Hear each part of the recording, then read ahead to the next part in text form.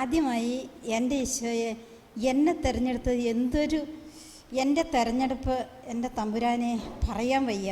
കാരണം ഇന്ന് ബ്രദർ പറഞ്ഞ ഒരു കാര്യം എൻ്റെ മനസ്സിനെ ഭയങ്കരമായിട്ട് പിടിച്ചു. കാരണം ഒരു ദിവസം എൻ്റെ സന്നിധിയിലിരുന്ന് ഇരുന്നാൽ 1000 വർഷങ്ങൾ പോലെയാണെന്ന് പറഞ്ഞ ആ നിമിഷം എന്നെ എൻ്റെ ഈശോയുടെ സന്നിധിയിലേക്ക് ഇരുത്താൻ ഈശോ എടുത്ത ആ മാർഗം ഞാൻ ഓർക്കുമ്പം എൻ്റെ ഈശോയെ എത്ര നന്ദി പറഞ്ഞാലും മതിയാകില്ല. കാരണം ഒന്നും അറിയാത്ത ഒരവസ്ഥയിൽ, യാതൊന്നും അറിയില്ല, പ്രാർത്ഥനയെ പറ്റിയോ തമ്പുരാൻ എന്താണെന്നോ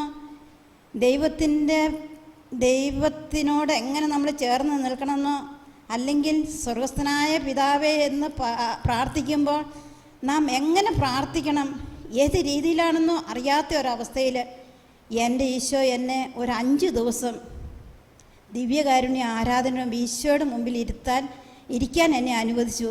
അത് ഞാൻ എൻ്റെ തൊഴിലിൽ നിന്ന് 2 ദിവസമെങ്കിലും ഒന്ന് ഒഴിവായി ഒന്ന് സ്വസ്ഥമായിട്ടിരിക്കാനാണ് ഞാൻ ആഗ്രഹിച്ചത്. പക്ഷേ 5 ദിവസം 5 ദിനരാത്രങ്ങൾ രാവിലെ മുതൽ പിറ്റേ ദിവസം 5 ദിവസം ഫുള്ളായിട്ട് ഈശോയുടെ രാത്രിയും പകലും ഇരിക്കാൻ എനിക്ക് സാധിച്ചു.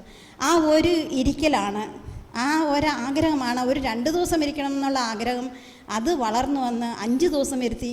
ഇപ്പോൾ എൻ്റെ ഈശോ തമ്പുരാനെ ഈ ഒരു പ്രാർത്ഥനയെപ്പറ്റി അറിഞ്ഞ് ഇവിടെ വരാൻ എനിക്ക് സാധിച്ചത്, എൻ്റെ ഈശോ എനിക്ക് എത്ര വലിയ അനുഗ്രഹങ്ങളാണ് എന്നിലോട്ട് ചൊരിയുന്നത്.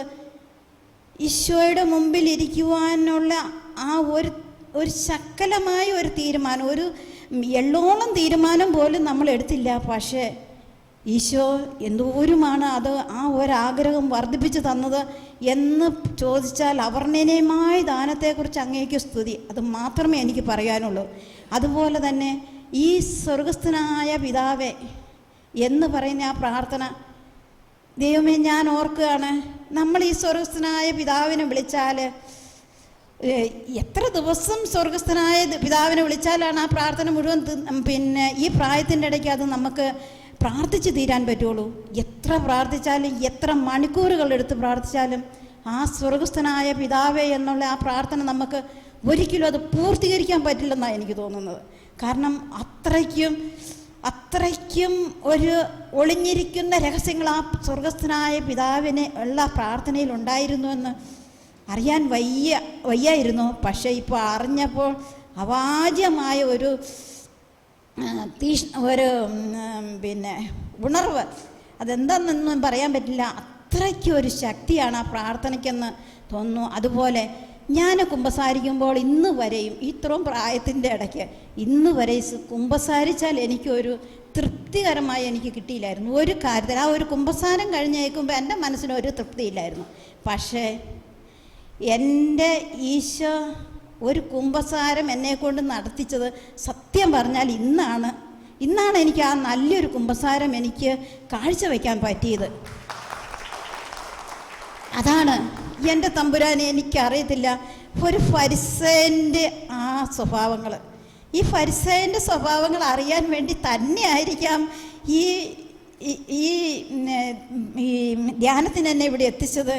അത് എൻ്റെ നാടിനല്ല മൊത്തത്തിൽ ഒരു പരിവർത്തനം വരുത്താനാണെന്ന് ഞാൻ പ്രാർത്ഥിക്കുന്നു. ഞാൻ ഓർക്കുന്നു. കാരണം എൻ്റെ പ്രാർത്ഥനാ കൂട്ടായ്മയിലും അതുപോലെ ഞങ്ങളുടെ അവിടെ വന്നിരിക്കുന്ന ധ്യാന കേന്ദ്രത്തിനും ഒരു ധ്യാന കേന്ദ്രം അവിടെ വന്നിട്ടുണ്ട്. ആ ധ്യാന കേന്ദ്രത്തിന് ഒരു മുതൽക്കൂട്ടാകണമെന്നാണ് എൻ്റെ ആഗ്രഹം. അതുപോലെ എൻ്റെ ഈശോ ഞങ്ങളെ വളർത്തണമേ എന്ന് പ്രാർത്ഥിക്കുന്നു. Praise the Lord. കൈയടിച്ച് കർത്താവിന് നന്ദി പറയാം.